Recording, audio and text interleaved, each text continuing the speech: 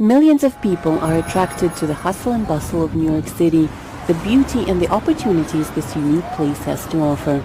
And the city makes sure to document its inner life in its truly unique Department of Records and Information Services.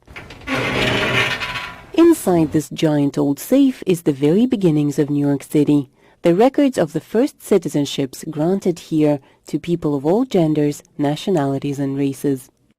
A number of Jewish residents who applied to be burghers, they were denied, and they were told to petition if they didn't believe that was a just answer. They did.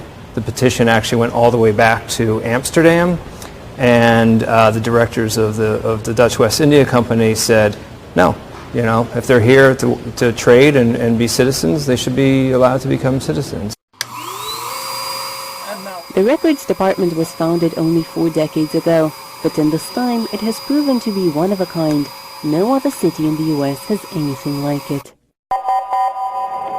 In the dark room, negatives are being digitalized. More than 5 million pictures that go back to the times long before Google Maps made its appearance. The Department of Finance took pictures of every single taxable building in the city. From images of apartment blocks to New York's late mayor Ed Koch on the subway, and even the interior of artist Andy Warhol's apartment after the assassination attempt. And it includes the biggest picture collection of New York City crime scenes.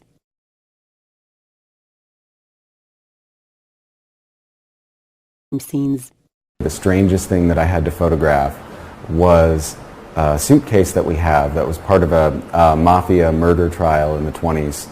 And it has bloody sheets inside it from when they disposed of the body. But for Kenneth Cobb, millions of folders of criminal cases are not just paper. They are family stories and tragedies, dramas in history. 93, 94, 95. Poor Mr. Moses Rosen was prosecuted for bigamy. Everyone in this story was Russian, as it turns out. Letter exchange between mayors, birth certificates, business papers, cases linked to the search of lost people after 9/11, even mysterious volumes called Bodies in Transit. These Department of Health records were compiled some 160 years ago, when they were needed to trace the transportation of bodies during the Civil War to curb diseases in the city. This place really has it all, and can tell more about New York City than any one person ever could.